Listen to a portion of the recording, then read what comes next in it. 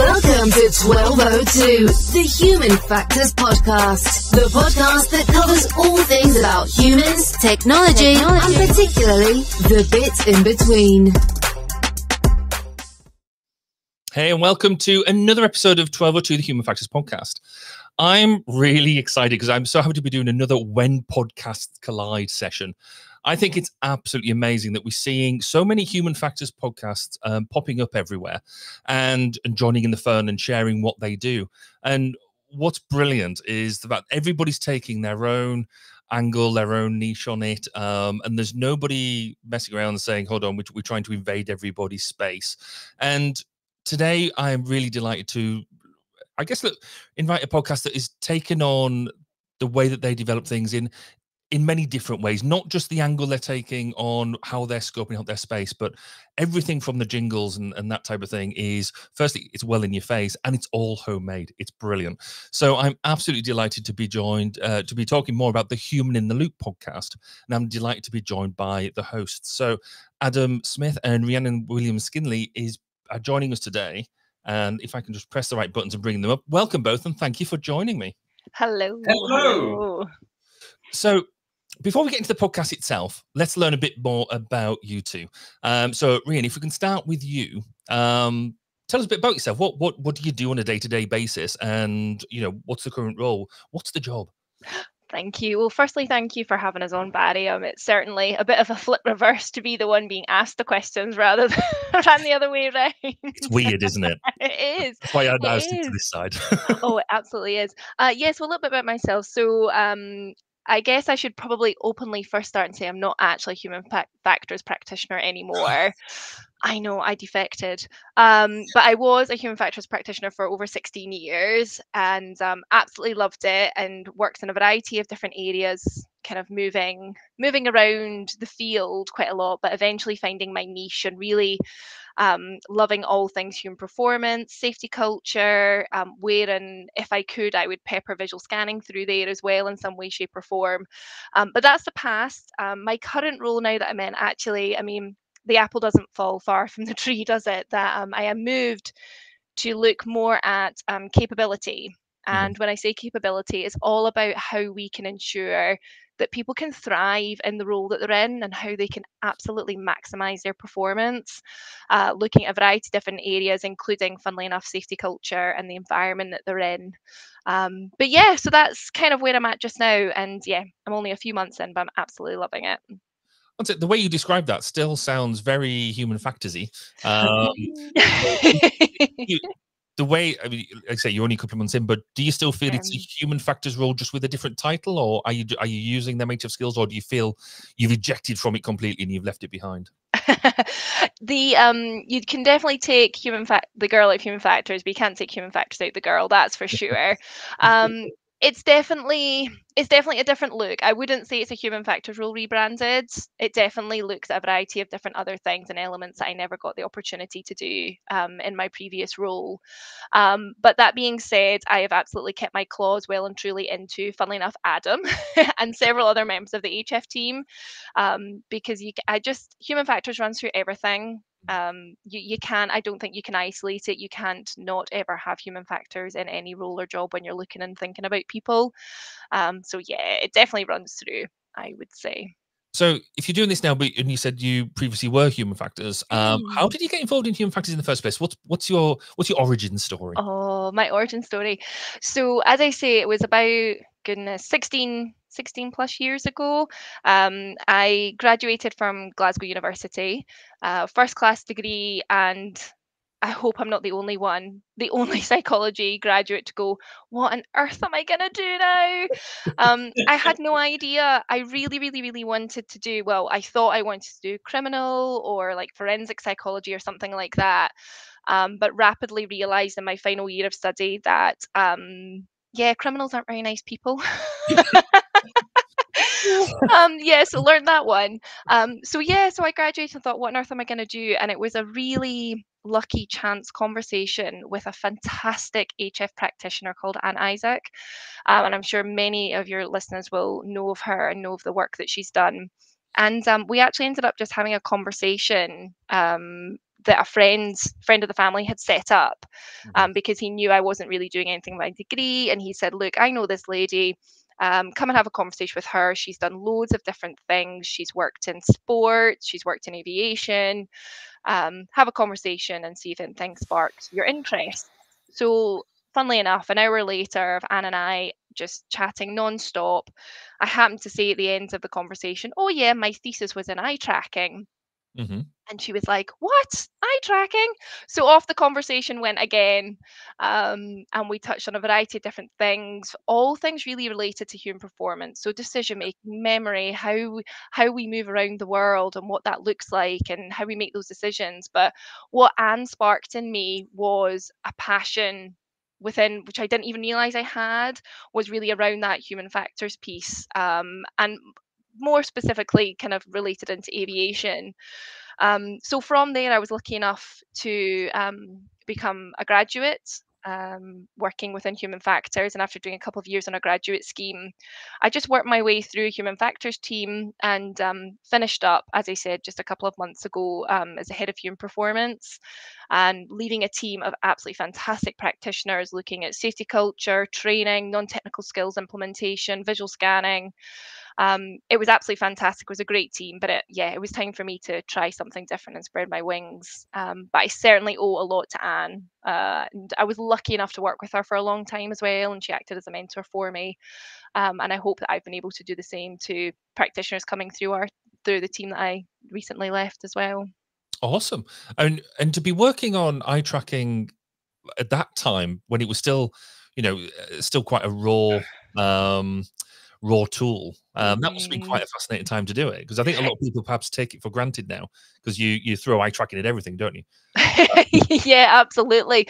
Well, I mean, if we go back to actually when I did my theses, it was using an eye tracker where I actually had to kind of screw people's heads pretty much into, you bite down on gum as well.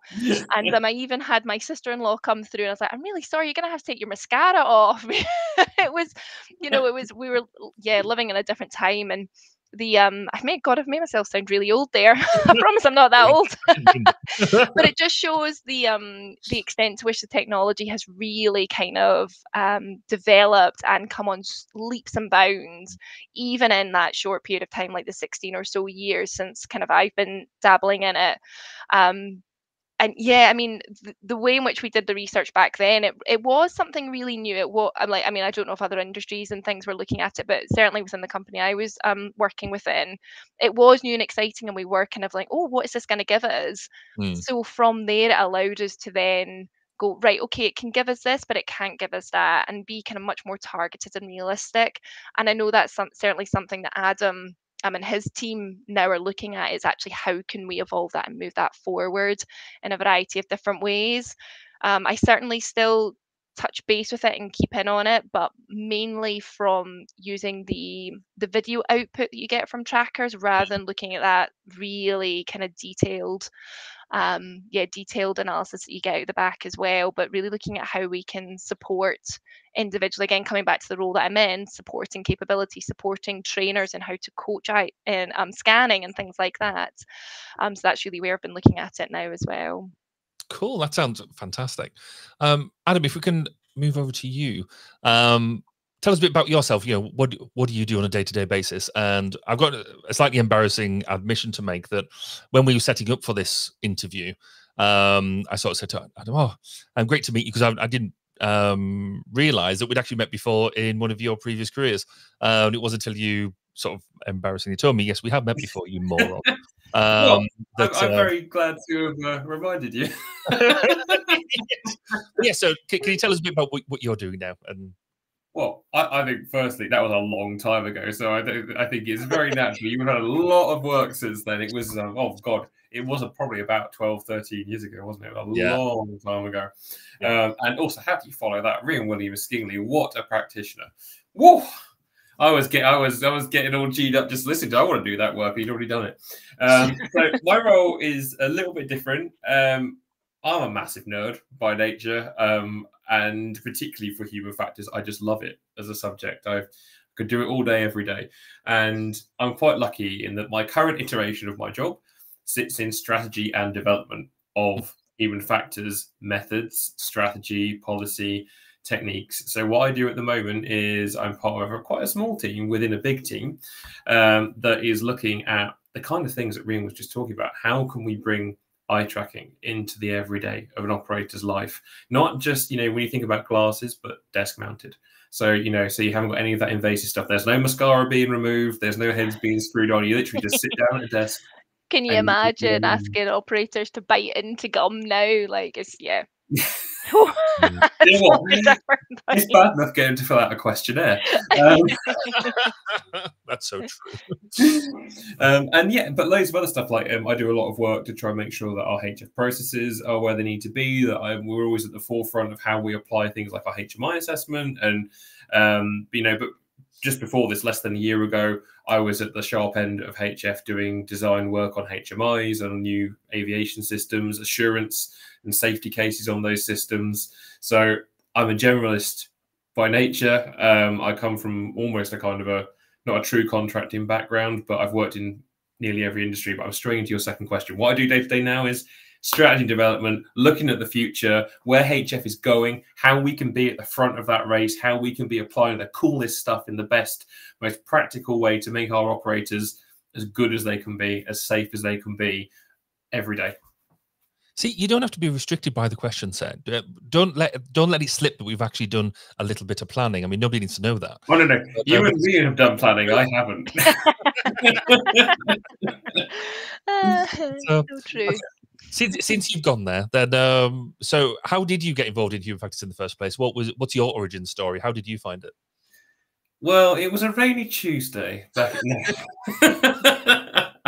So, like Rian, I have a degree in psychology from the wonderful University of Bath from quite a long time ago. And I didn't want to go the clinical route or the criminal route.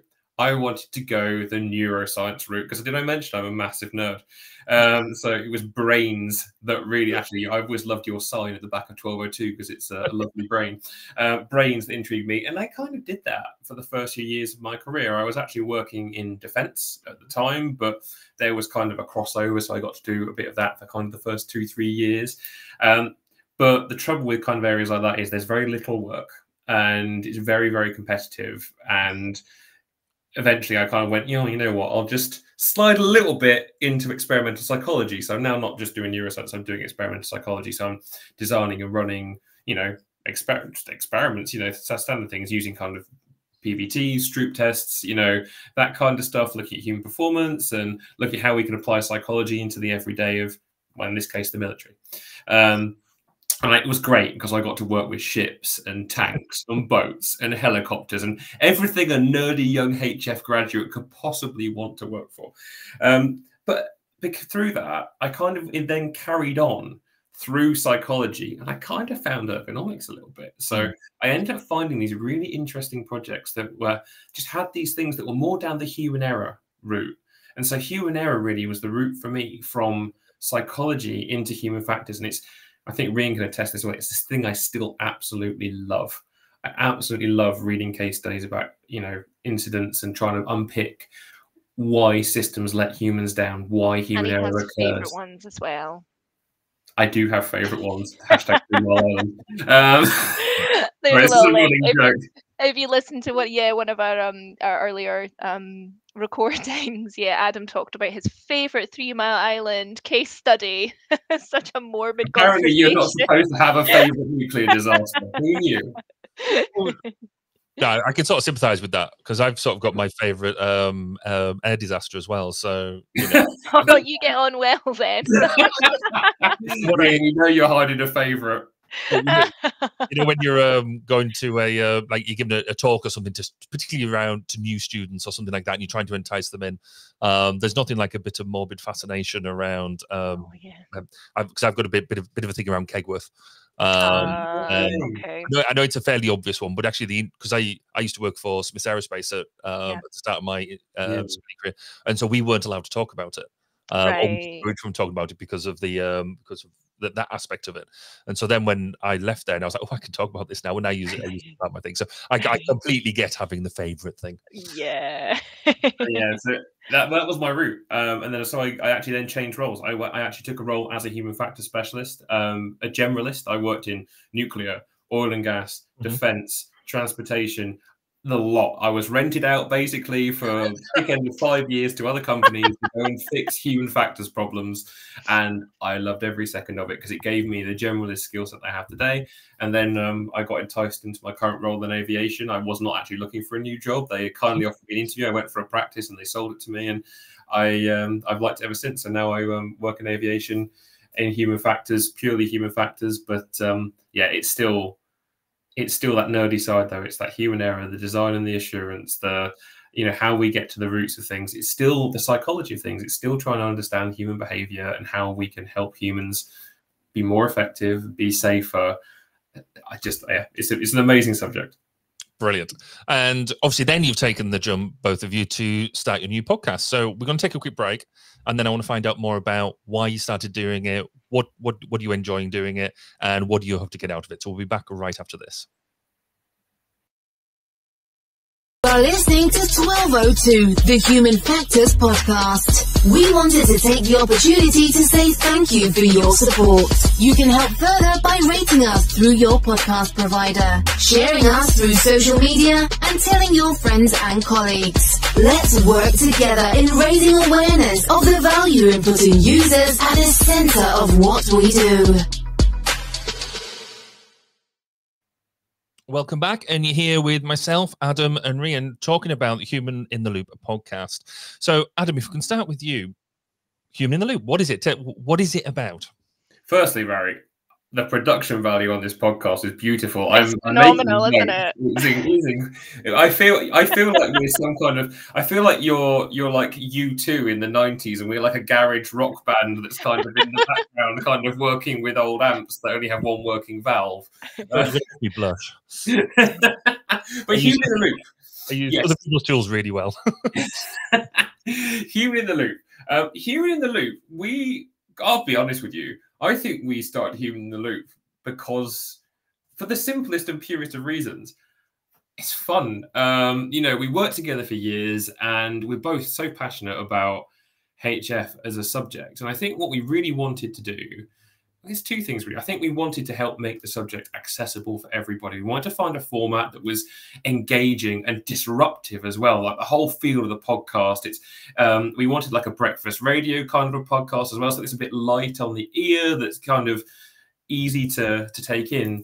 And then because I was involved, the other thing that it really tries to do, hopefully, is to push the future of human factors as well. So we're not so much about talking about what we do now, but considering what we might do in the future. And I think that's where the fun of Human in the Loop is. And the reason we kind of chose that name is that it's to kind of remind people, because have you ever heard the phrase, just automate it, or just automate that?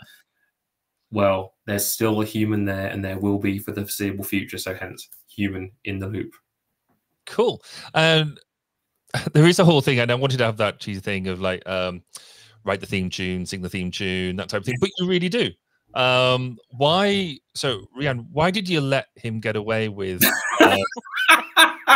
basically doing all of that? Was that a deliberate and conscious decision that you let him get away with it?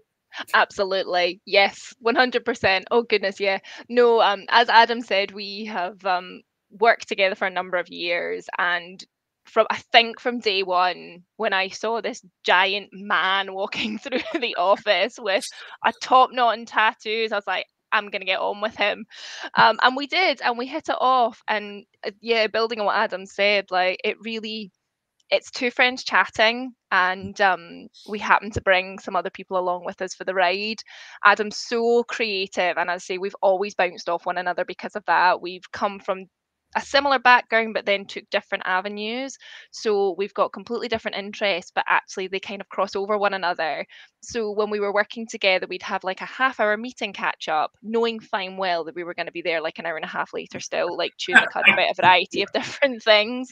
So that's kind of where it came from. As I say, yeah, when I moved out the team, Ed and I have kept in touch both from a work and a personal perspective as well. So on Sunday mornings, we just decided, let's just have a chat, let's see what happens, and go along with that. And yeah, and around the theme tunes, I mean, oh my goodness, Adam sent me the link for both the theme tune, the intro, and then the Hammer at Home. And my husband's also a musician, and I played it to him, and he was like, oh my goodness, like that is absolutely fantastic. So yeah, I just let him have full creative control, and I jump on board for the ride. As to where Adam is going to take us, I do not know, but I know it's going to be somewhere fun. You know what? I often think it's the chaos and the calm. It really is. I think that's why it works. You kind of rein in the chaos, and I sometimes put chaos in the calms. Quite possibly, yes. Take us to that initial conversation then. I probably know the answer to this, but whose idea was it initially to say, I want to do a podcast? How are we going to make it? You know, do you fancy bringing it together? How did that initial conversation go? I can't remember. How was it? We were, I don't even know. I think probably Adam. Yeah, I would probably say Adam, that it was one of those post-work catch-ups and talking about stuff, and it sounds like it's just like a natural evolution then. It definitely has. It's definitely been, and with regard to like guests and things as well, who we have on, and the plan for the future, that's definitely within Adam's creative realm. But we bounce stuff off one another, like it really is collaborative, and we both bring different ideas to the table. And so did you do this thing about like maybe you had a few months of scoping it, working out what you're going to do, planning it, or anything like that, or was it a right, let's get in and do? I think Rian did. Whether I did's another matter, but I don't think so. We did. You know, like we drew up who our first few guests were going to be. Yeah, that's you know, fair. like we started off with an episode that I wouldn't say it's too massively controversial, but definitely like a touch of controversy. And we started talking about UX and how to apply UX into HF, because at the moment, obviously, UX and HF are seen as slightly different things. Yeah.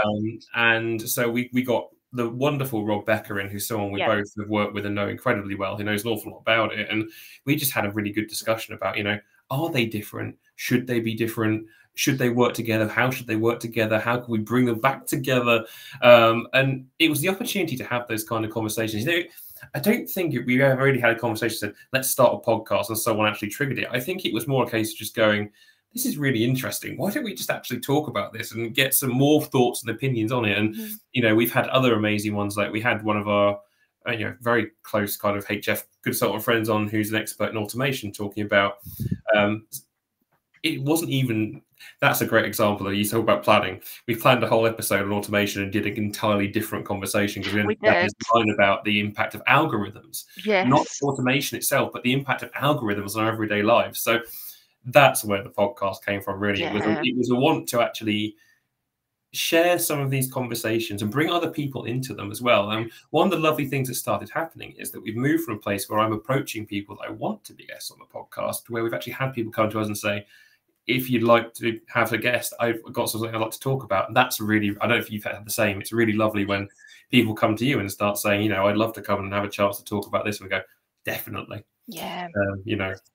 And as Adam said as well, is we're both massive nerds in our own way, and being able to spend like half an hour of your Sunday morning completely nerding out on a topic that your family don't really want to talk about, is great.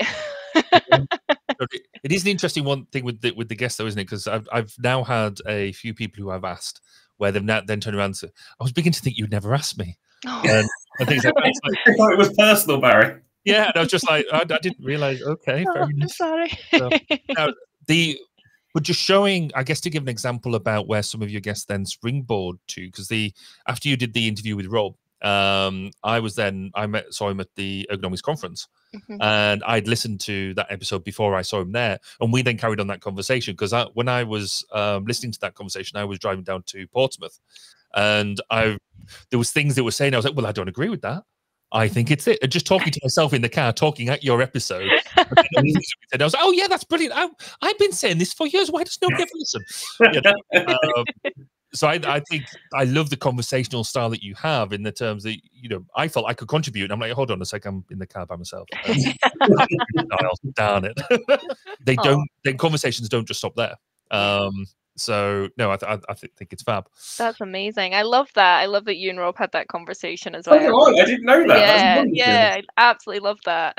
Also, I like the fact as well that people don't agree with everything on the podcast, because that's kind of the point. We're not right and we're not wrong. We're having a conversation, and there's opinions and there's ideas, and because it's future based, not current based, we don't know exactly where it's going to go or whether what we're saying is wrong. So I love the fact that you were sat there as well going, what are they on about? That's actually a good thing as well. We love that.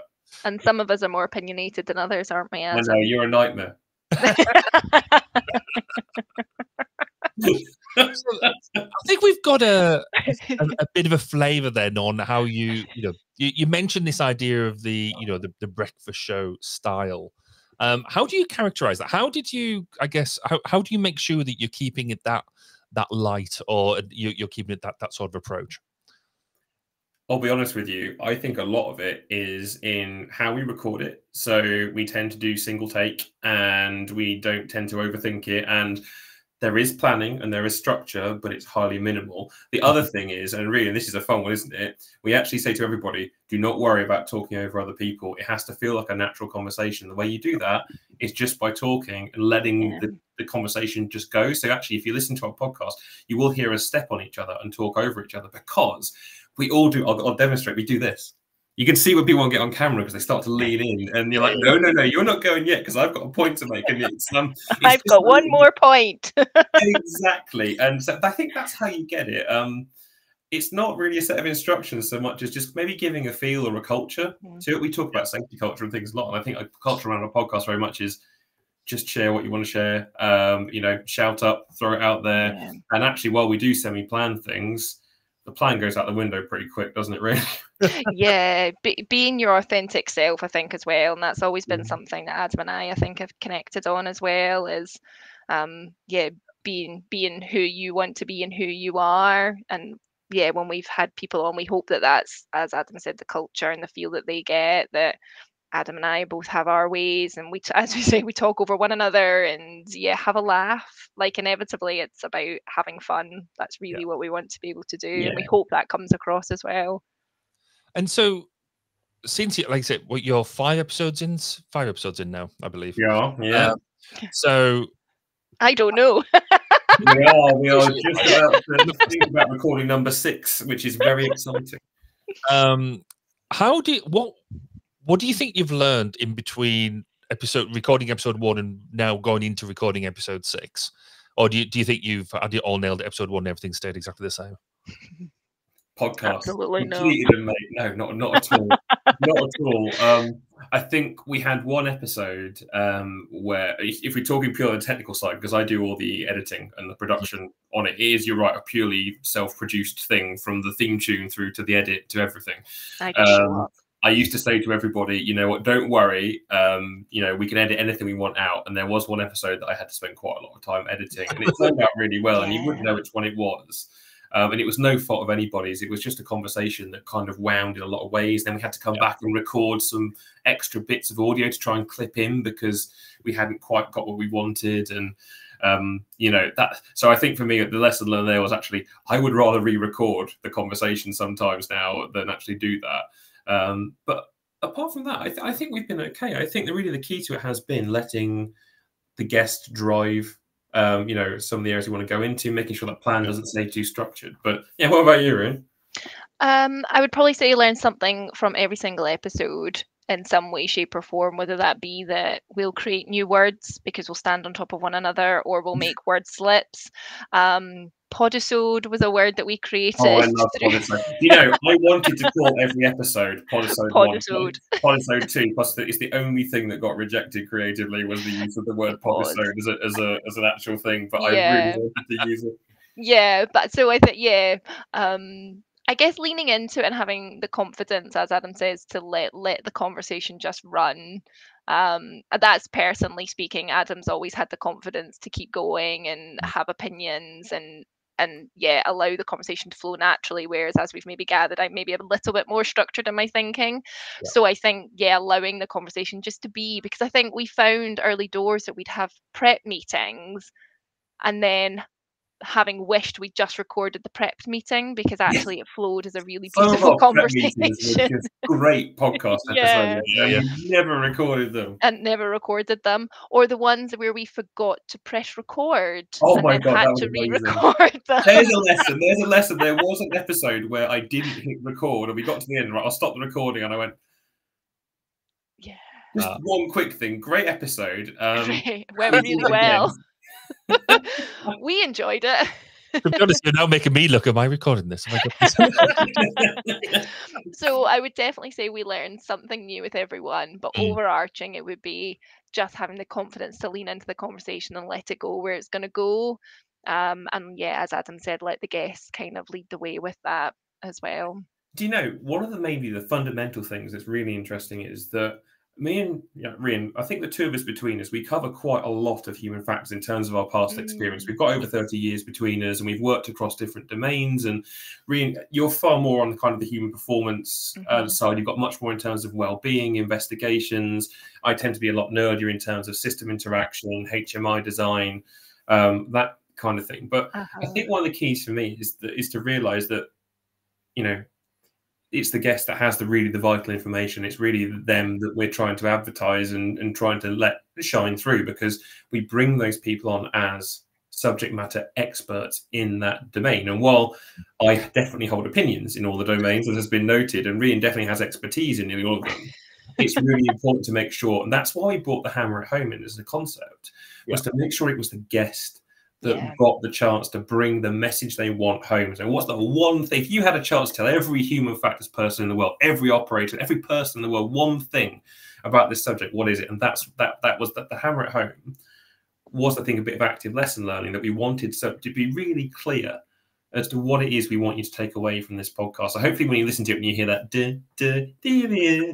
you know that there's something cool coming straight afterwards. Short, to the point, but it gives you that clarity as well about what that whole episode's been trying to tell you. Yeah. No, I think it's the way that you've structured it it does feel informal, like a group of friends chatting, but yet it's got that structure there. So you've got them cues to understand, right, I need to listen to this bit, for example, and things like that. So yeah, I think kudos to you for putting that informal yet formal structure in place. I think it's really good. Well, also to come back to the music very quickly as well, I hope you noticed that I couldn't have gone much more different on the two jingles we currently have as well. That was on purpose to mess with, we said about disruption, just to mess with people's ears a little bit. You've got punk at the start, and then you've got this tinkly little piano riff at the end. There you go. So let's talk about doing your own jingles then. How did that bit come about? Is this you just sat one evening, right, I'm going to knock these out and see how they do? What was your inspiration in trying to get them the way that you got them? The Human in the Loop jingle, I will admit, was a B-side to one of... I play a lot of music in my spare time. I'm in a load of different bands. I've got my own band. I'm in a covers band. The Human in the Loop jingle was actually a riff that I was going to use for another album that I didn't use. Right. And I just thought, because we'd been talking, you were saying about how do we cover the podcast. So one things we wanted, the word disruptive came up again and again. We wanted something that was going to cut through that podcast market a little bit, to feel a bit different, to be a little bit different. And that's where it came from for me. It was a chance to really, that first big chord that comes in, it's a slide right down, and it grabs your attention straight away. And that's where that really came from more than anything. It's an attention grabber, it's fun, it's kind of the ethos of the podcast, just in about 20 seconds. It's Adam in 20 seconds, really. It is in 20 seconds. It's loud, it's in your face, and, but hopefully by the time you get to the end of that, everybody right, okay, let's go, let's listen to the podcast. Woo! Yeah. So, Rian, I'm going to come to you because I think you're possibly the more organised one. I don't know. That seems to come across a little bit. In terms of who you want to interview and the sort of themes that you want to talk about, do you have a strategy or a top list of people you want to interview?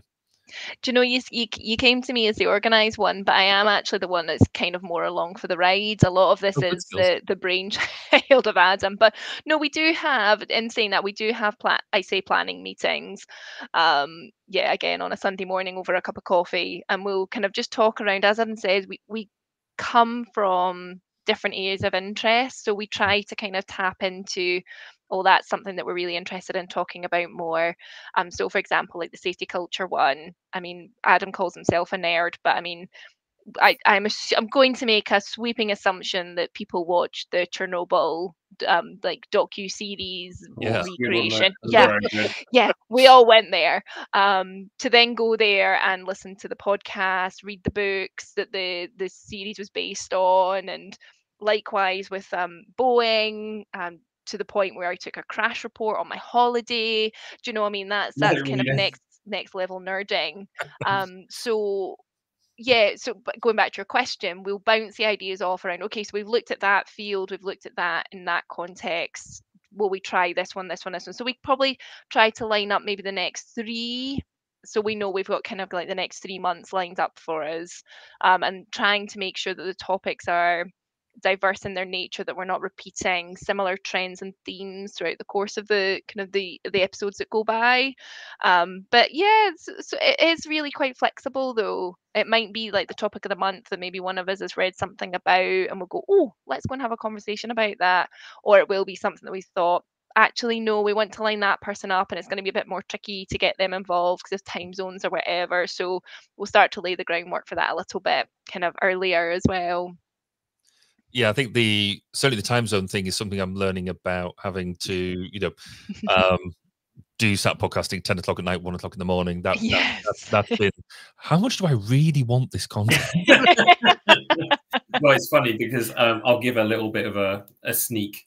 Oh, we're going to get episode 6 is going to involve us working across a time zone properly.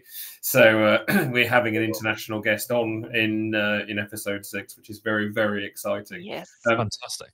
There was one little thing that's quite funny there, that you can always tell which of us knows more about a subject on the podcast. I'll let you everybody know a little secret here, because whoever knows least about it is the host for that episode. So it's the one that does the intro that kind of says, welcome to Human in the Loop, and today we're going to talk about, they're usually the one that knows the least about the topic. So if you listen to like safety culture, the last episode with Gareth on investigations, I would call myself the dummy in that one, because I know less about it. I know some stuff, but I know far less about it. So Rian was kind of this, and it's we've done that for all the way through, haven't we? It's kind of how we've always organised it, but always makes me chuckle.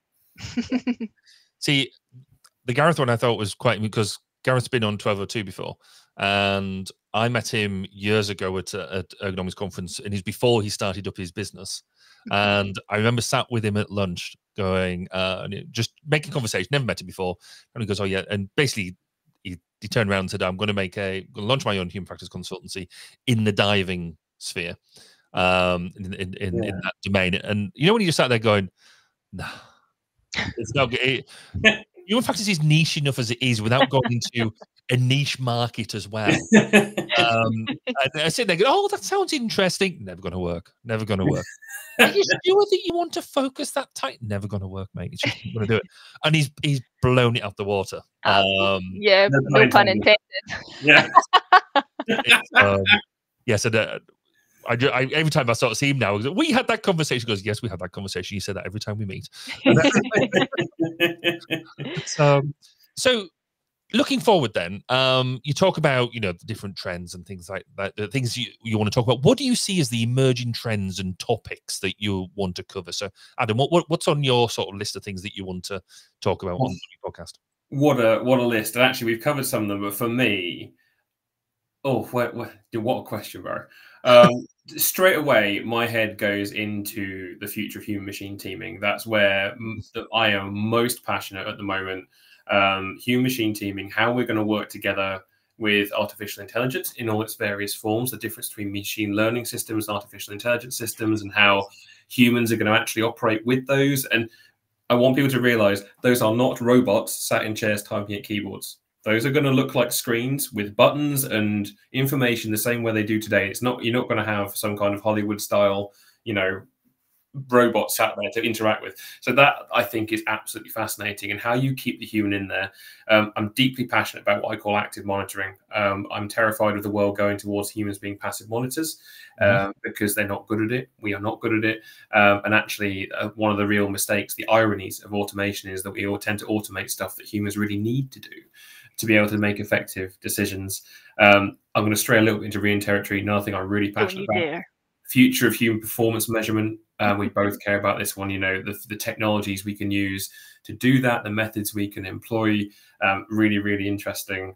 And on the really nerdy side, being more preventative with safety as well. So be able to predict and prevent rather than react. I mean, we've talked a lot about investigations in this, and they're fascinating, and I love them, and I find them really, really interesting. But I would like to see none ever happen again. And you do that by predicting, and you do that by, you know, changing the way you approach safety in some ways. And that's so there's a few, there's loads more, but I won't go on forever. There's a few from me. Rian, what about you? Oh, see, this is why I love working with Adam. Like, he talks and I'm just sitting like listening to everything he says. It's just fascinating. I come from a similar place, Adam, only with a slight maybe kink in what he said there. So for me, I'm not a big tech person. So for me, it isn't about, oh, what's the next big tech coming through? What's the AI, team machining, all that kind of stuff. For me, it's, well, actually, there's some really, really clever people and some really people who are really excited about that, who are really forging ahead.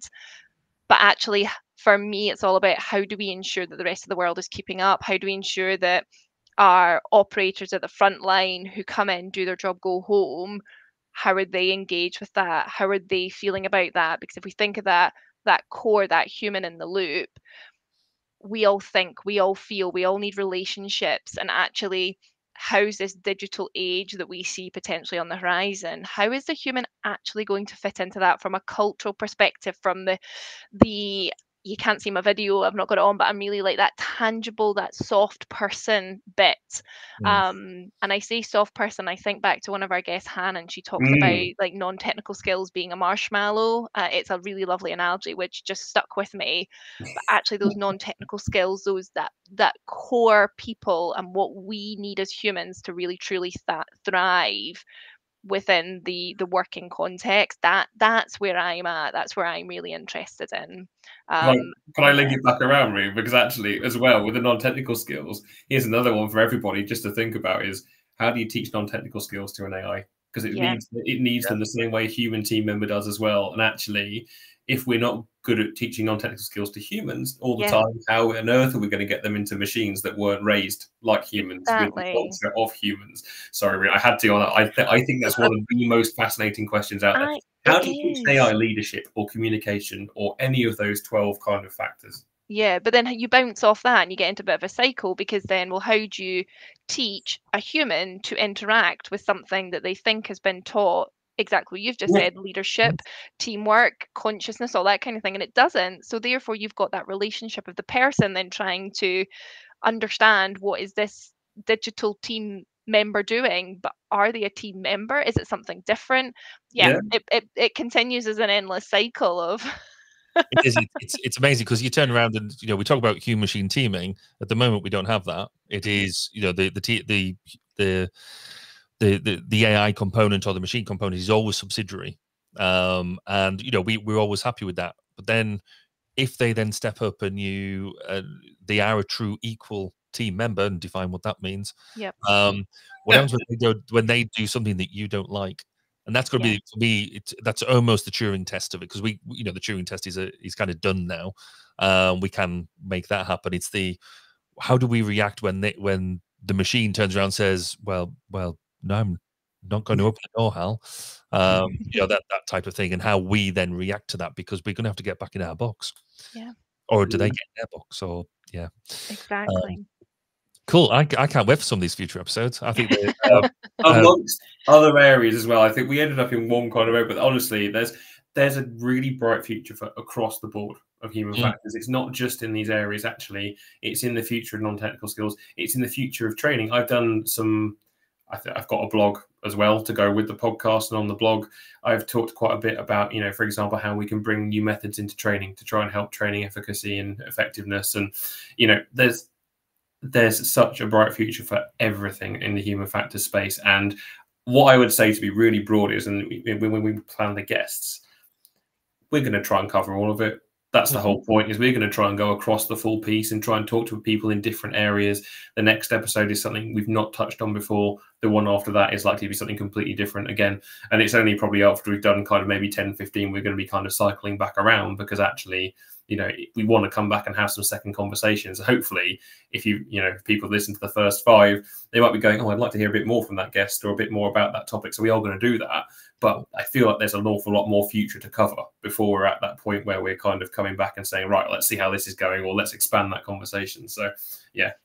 I do kind of feel that by the time you get to that point of actually we need to circle back around to training, back to AI or whatever, that things will have moved on. So you won't actually, it's almost like the helix type idea, that you won't actually be in that, you'll never be back to where you were, because the whole piece will have moved on, won't it? So Absolutely. Exactly, especially if you look at something like AI at the moment. I know it's a very trendy word, and not every time you see AI it's actually a true AI, but realistically it is growing exponentially and getting quicker and quicker. So yeah.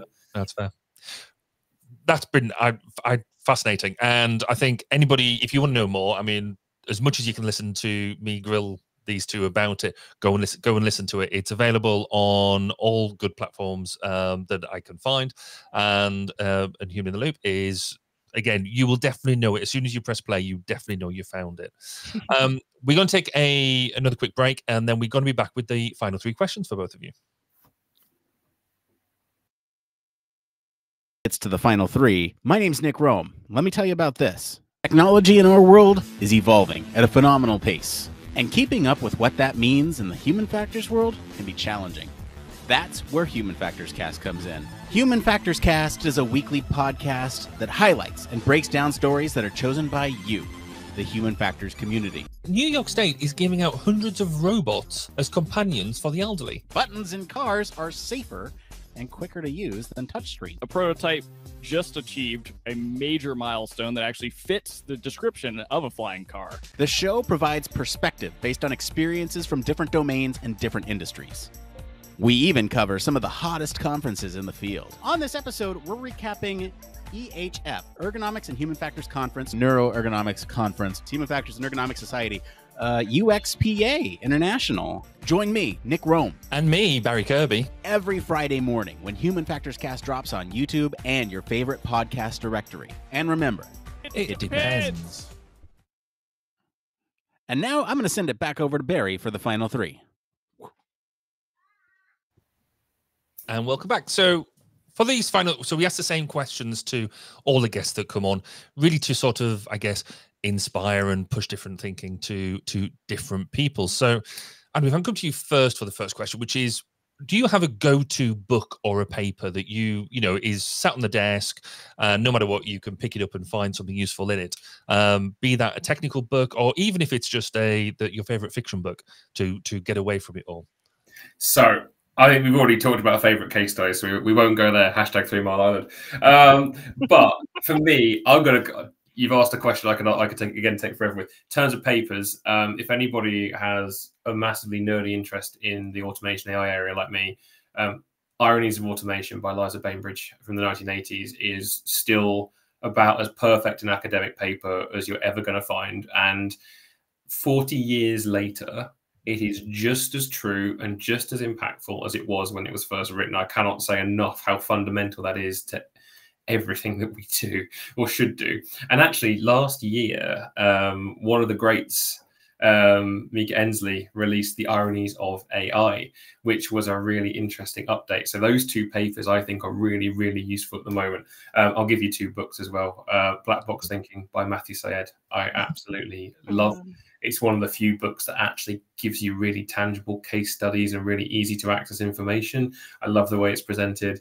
And I'm really sorry, Irene, we have one that we share. So I tell you what, you can do the one that we share. I'll do those 2 and I'll leave you. Let me. What about you? Yeah, so for me, Adam's talked there about the accessibility, really. So for me, I have 2. So the first one, which I think is, oh no, actually, I'm not sure if it is that one that we share. Oh, well. So for me, as I say, 2 books. Number 1 is The Chimp Paradox by Steve Peters. And then the second one, which I think possibly is the one we share, is Thinking Fast and Slow by Daniel Kahneman. I can see Adam nodding at me, so it's the lesser of them. And really, for me, I especially the chimp paradox, but for me, it's about making complex psychological concepts really, really easy to understand for everyone. And for me, that's just, they really kind of touched with me. I come back to them again and again. I've learned a lot about myself from them as well, and they really are the core books that if someone says, oh, you know, what should you read, I'll always throw those two. I mean, granted, the Kahneman one is a bit more of an academic read, I think, but similar. But yeah, the chimp paradox, and I similarly to Adam, Black Box Thinking from the case study perspective. I think again, it's that accessibility of quite complex things that doesn't need to be, and they just explain it, and you can speak to people in a really kind of level playing field, and that's what I really, really like. But for me, and then hot off the press, actually, I just last night, I know I'm going off script here. Just last night, really exciting. This isn't in the notes. This is not scripted. Hot off the press, not scripted. I actually read a book. I just finished it last night by Benita North, and she was, for a short period of time, the youngest female to summit Mount Everest. And her book is talking about her climbing and mountaineering career, but it talks about it from a resilience perspective, because she got to the top of Everest and then on her descent fell. And she talks about how her greatest achievement in life became her biggest failure. And throughout the book, she then talks about what she learned from her mountaineering expeditions that she went on, and how that fall really knocked her back, but actually how it then was her biggest push to keep going. So it's a really lovely way she's written it from the personal perspective, talking about, as I say, her biggest achievement becoming a big failure, and how she then built her resilience back from it and kept going, which was great. And I literally just finished that last night. So there you are, hot off the press. That's all. I don't know if you watch the Olympics much. Yes. Yeah, I was glued to it, and will be glued to it again when the Paralympics. I became an expert in so many sports I'd never seen before. Oh yeah, I was all over the gymnastics. Yeah, I was so good at speed climbing by the end of that. Oh goodness, yes! Didn't even know that existed. But my BMX skills and breakdancing now are just unsurpassed, I have to say. But what I quite liked about it was, and what you just said just made me think about it, was we learned so much more about the competitors this time. There was like Adam Peaty and people like that who were willing to share not only in their successes, but in the journeys they've been on, particularly around mental health and things like that. And I just kind of feel that the conversations around that have progressed, matured, maybe, that we can talk about it more without the stigma around it. So we're willing to talk more about our failures, and some successes, but actually where we struggled, and share them stories that so others might learn from them. So I think the more of that happens, I think is absolutely fantastic. So I'm definitely gonna have to go and read that book now. Because I'll send you the link for it. But I mean, it's really pertinent that you picked on the swimming. I used to be a swimmer when I was younger. I'm a competitive swimmer, and seeing Adam Peaty's journey, and also Duncan Scott as well. He spoke about like focus as well, that he is one of the most decorated UK athletes, but he never had the Olympic medal. So during like interview, Sharon Davis, she was asking him like, oh, what do you think about when you're on the block? And he spoke about his thought processing, and actually that focus of cutting out the rest of the world, blocking out the distraction and focusing on the here and now. And actually there's a lot from, and Adam will know this from working with me, that we can take so much from that performance and sports psychology and wrap it into our safety critical industries as well, and the performance that's required from the human level, that we can learn right across those different boundaries and from Olympic athletes. But absolutely that resilience, that how we learn, how we continue to move forward and develop that questioning and learning culture is paramount. So, stay with you for a moment. If you could go back to a time in your previous age, and at a time that sort of suits you, what advice would you give your younger self?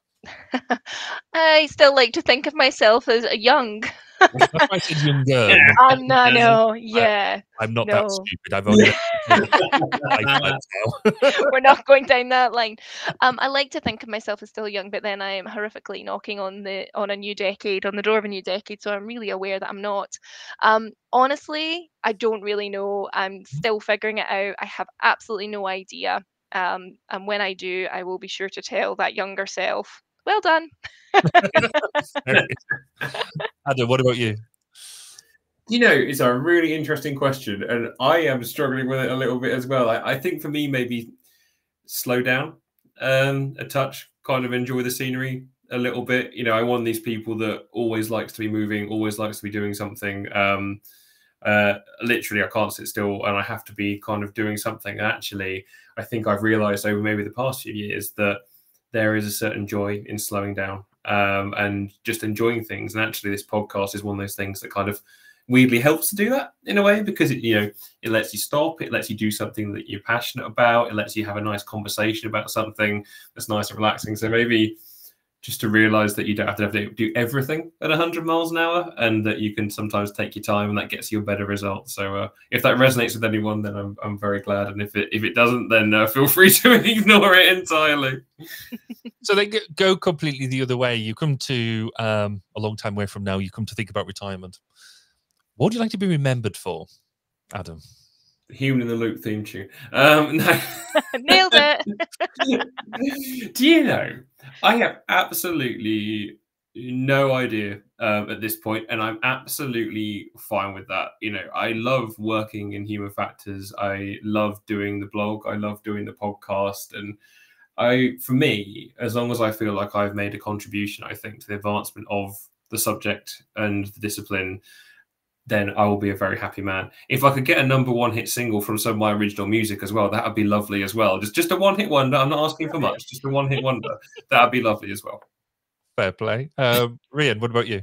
Oh, Adam's so humble. I think for me, the positivity. I really hope that for people who work with me or who know me, we can do it. We can get through no matter what. Let's just hold our heads up, put a smile on, and push through together. For me, I absolutely love working with people. I'm not really someone who can go and work in isolation. I love collaborating and bouncing ideas off people. So I think that would have to be it for me, is keeping a smile on your face, even when times are hard, and being positive. Amazing. Both of you, thank you ever so much for taking the time out on a Friday afternoon, to where I'm sure you've got better things to be doing, to share your what you've been doing around the Human in the Loop with me. If people want to get in touch with you both, or they want to suggest themselves as a guest, or they've got a guest idea, or they just want to get in touch with you, how would they go about doing that, Adam? We can go through any of the links on LinkedIn. So we have a page for the podcast itself, and there is an email, I believe, on there as well. Or you can come directly to me if you would like as well on LinkedIn. Just if you can find me as one of the millions of Adam Smiths that are out there. But that's our main route at the moment. And we'd love to hear from you. There's one thing we love. It's a good comment, a good discussion. We've had some really, really great ones. And I think we're really grateful, aren't we, to everybody that has something to say about the episodes and has sent us through some opinions and some thoughts. And actually, I've come across some really good papers that people have sent through as well. So if everyone can keep sending papers through that they like as well, that would be even better. Yeah. Awesome. And I was just going to say, contact Adam. Fair enough. I'm the booking agent, you see. That's it, yeah. I'm the booking agent. Rian's the star. Oh, please. Awesome. Thank you both very much. I really appreciate it. And thank you all for listening, watching, however you're taking on this content. I really appreciate your time and your effort in doing so. If you've got any comments or questions or just thoughts about what you've heard in this episode, do comment wherever you're digesting it, and we will do our best to get back to you and respond. Share the content with your friends, with your peers, because that's how we share what we're doing. We don't have the money to do any paid advertising or anything like that. It's all about word of mouth and your recommendations. So with that, we'll say thank you, and we will see you on the next episode. Thank you for listening to 1202, the Human Factors Podcast. Please do get in touch with your thoughts, questions, and comments. You can contact us on social media such as Twitter, LinkedIn, and Facebook at 1202 Podcast. See you next time. And remember, it's more than just common sense.